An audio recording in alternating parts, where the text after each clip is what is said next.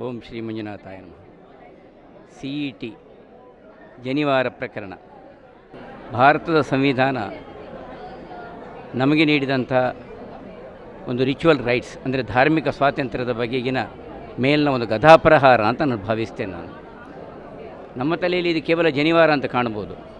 ಅದು ಜನಿವಾರ ಇರಲಿ, ಅದು ಉಡಿದಾರ ಇರಲಿ, ಶಿವದಾರ ಇರಲಿ, ಕರಿಮಣಿ ಇರಲಿ, ಮೂಗುತಿ ಇರಲಿ, ಕಿವಿಯೋಲೆ ಇರಲಿ, ಕೈಯ ಕಂಕಣ ಇರಲಿ, ಕಾಲಿನ ಕಂಕಣ ಇರಲಿ, ಇನ್ನೂ ಬೇರೆ ಬೇರೆ ನೆಲೆಗಳಲ್ಲಿ ಅದು ಕರಿಮಣಿಯಿಂದ ಮೊದಲುಗೊಂಡು ಮೂಗುತಿಯ ತನಕ, ಕೈ ಬಳೆಯಿಂದ ಮೊದಲುಗೊಂಡು ಕಾಲಿನ ಕಂಕಣ ತನಕ ಧಾರ್ಮಿಕದ ವ್ಯವಸ್ಥೆಯ ನೆಲೆಯಲ್ಲಿ ಬೇರೆ ಬೇರೆ ರೀತಿಗಳಲ್ಲಿ ಇದರ ಧಾರಣಾ ಪ್ರಕ್ರಿಯೆ ನಡೀತದೆ.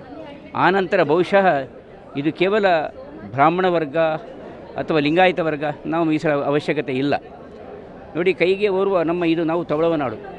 ಇಲ್ಲಿ ದೈವಾರಾಧನೆಯಲ್ಲಿ ದರ್ಶನ ಪಾತ್ರಿ ಕೈಗೆ ಒಂದು ಸಲ ಆತ ಬಳೆ ಅಂತ ಹಾಕಿದರೆ ಆತನ ಮರಣಾನಂತರವೂ ತೆಗಿಬೇಕಾದ್ರೆ ಅದಕ್ಕೆ ವಿಧಿವಿಧಾನ ಇದೆ. ಕೇವಲ ಧರಿಸುವುದಲ್ಲ, ಕಾಲಿಗೆ ಕಂಕಣ ಹಾಕಿದರೆ ಅದಕ್ಕೆ ವಿಧಿವಿಧಾನ ಇದೆ.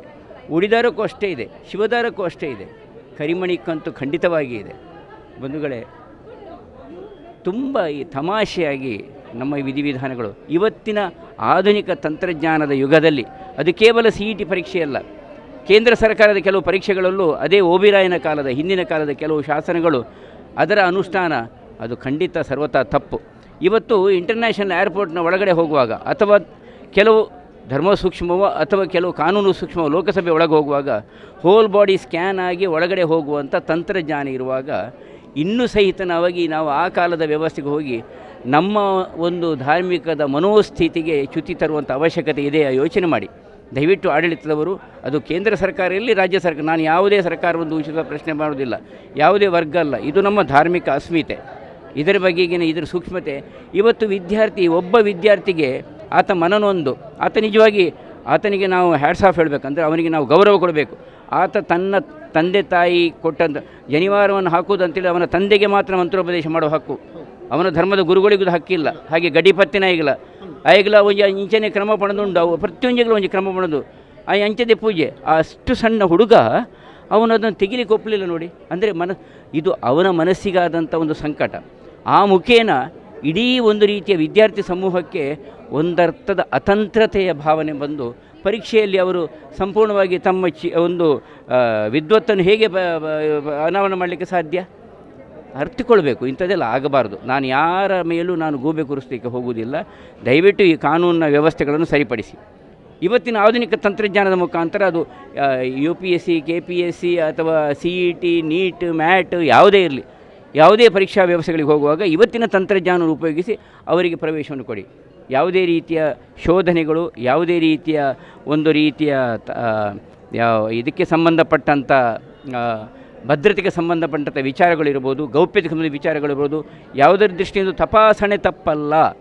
ಆ ತಪಾಸಣೆ ಬಹಳ ಜಾಗ್ರತೆಯನ್ನು ಮಾಡಿ ಯಾವುದೇ ಮನುಷ್ಯನ ಭಾವನೆಗೆ, ಧಾರ್ಮಿಕ ಭಾವನೆಗೆ ಧಕ್ಕೆ ಆಗದ ರೀತಿಯಲ್ಲಿ ಮೇಲ್ಜಾತಿ ಕೆಳಜಾತಿ ಅಂತ ಮಗದೊಮ್ಮೆ ಸಮಾಜದಲ್ಲಿ ವಿಕೃತಗಳು ಆಗೋದಂತೆ ಸಮಾಜದ ವಿದ್ರೋಹಿಗಳು ಮೆರಿತಾ ಇದ್ದಾರೆ. ಇವತ್ತು ರಾಷ್ಟ್ರ ವಿರೋಧಿಗಳು ಮೆರಿತಾ ಇದ್ದಾರೆ. ಅಂಥ ಸಂದರ್ಭದಲ್ಲಿ ಮನುಷ್ಯನ ಒಳಗಿನ ಸಂಬಂಧಗಳನ್ನು, ಭಾವನೆಗಳ ಸಂಬಂಧಗಳನ್ನು ಅಥವಾ ಆತನ ಬದುಕಿನ ಅಸ್ಮಿತೆಯ ಸಂಬಂಧಗಳಿಗೆ ಪರೀಕ್ಷೆ ನೆಪ ಮಾಡಿ ಅಥವಾ ಪರೀಕ್ಷಾರ್ಥದ ನೆಪ ಮಾಡಿ ಅಥವಾ ಒಂದರ್ಥದಲ್ಲಿ ಯಾವುದು ಸಂರಕ್ಷಣೆ ನೆಪ ಮಾಡಿ ಮಾಡುವಂಥದ್ದು ತಪ್ಪು.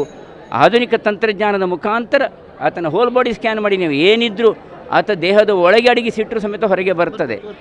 ದಯವಿಟ್ಟು ಈ ಇದರಲ್ಲಿ ನಾನು ನನ್ನ ರಾಜ್ಯದ ಬೇರೆ ಬೇರೆ ಭಾಗಗಳಲ್ಲೂ ಕೇಳಿ ಬರ್ತಾ ಸೊ ಇದು ಎಲ್ಲೋ ಜನಗಳ ಭಾವನೆಗಳ ಮೇಲೆ ಆಟ ಆಡ್ತಾ ಇದ್ದಾರೆ ಸರ್.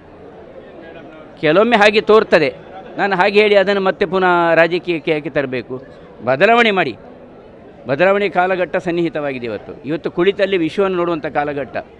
77ನೇ ಇಸ್ವಿಯ ಅಥವಾ 47ನೇ ಇಸ್ವಿಯ ಕಾನೂನು ಈಗ ಲಗಾವಾಗುವುದಲ್ಲ. ಈಗದ ಕಾನೂನು ಈಗ ಸೃಷ್ಟಿ ಮಾಡಿ ಅನಗತ್ಯವಾಗಿ ಇದರಿಂದ ಆ ತಪಾಸಣೆ ಮಾಡುವಂಥವರಿಗೂ ತೊಂದರೆ, ಒಳಗಡೆ ಆಡಳಿತ ಮಾಡುವಂಥ ವಿದ್ಯಾಲಯದ ವ್ಯವಸ್ಥೆಯವರಿಗೂ ತೊಂದರೆ, ಅಥವಾ ಅದರ ಪರೀಕ್ಷಾರ್ಥ ವ್ಯವಸ್ಥೆ ಕೂತ್ಕೊಂಡವರಿಗೂ ತೊಂದರೆ.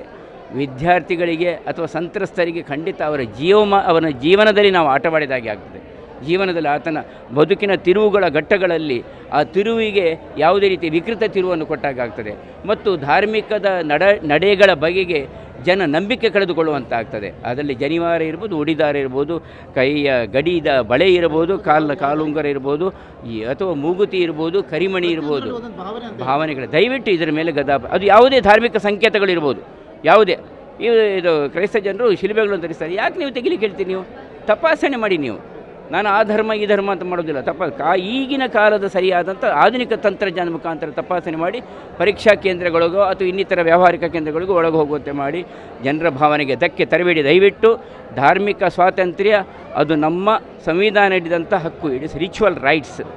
ಅದಕ್ಕೆ ನೀವು ಧಕ್ಕೆ ತಂದಲ್ಲಿ ನೀವೇ ಕಾನೂನಿನ ಶಿಕ್ಷೆಗೆ ಬಾಧ್ಯರಾಗ್ತೀರಾ. ಇದು ಎಚ್ಚರಿಕೆಯ ಮಾತು. ಕಾನೂನು ಶಿಕ್ಷೆ ಮಾತ್ರ ಅಲ್ಲ, ದೇವರ ಶಿಕ್ಷೆಗೂ ಪಾತ್ರರಾಗ್ತೀರಾ. ಖಂಡಿತ ದೇವರ ಶಿಕ್ಷೆಯಿಂದ ದೊಡ್ಡದಾದ ಶಿಕ್ಷೆ ಮತ್ತು ಯಾವುದೂ ಇಲ್ಲ. ಅದು ಹೇಗೂ ಆದೀತು. ಮೈ ಕೊಡವಿದ್ದರೆ ನಾವು ಸರ್ವನಾಶವಾದೆವು. ಕೊಡುವ ಲಕ್ಷಣಗಳು ಭಯೋತ್ಪಾದಕರ ಹೆಸರಿನಲ್ಲಿ ಅಥವಾ ಭೂಮಿಯ ಭೂಕಂಪದ ಹೆಸರಿನಲ್ಲಿ ಪ್ರವಾಹದ ರೀತಿಯಲ್ಲಿ ಕಂಡು ಬರ್ತಾ ಇದೆ. ಗೋಕರ್ಣನಾಥ ಕ್ಷೇತ್ರದಲ್ಲಿ, ಈ ಪವಿತ್ರ ಕ್ಷೇತ್ರದಲ್ಲಿ ನನ್ನ ಭಾವನೆಗಳನ್ನು ವ್ಯಕ್ತಪಡಿಸ್ತಾ ಇದ್ದೆ. ಧನ್ಯವಾದಗಳು ಸರ್.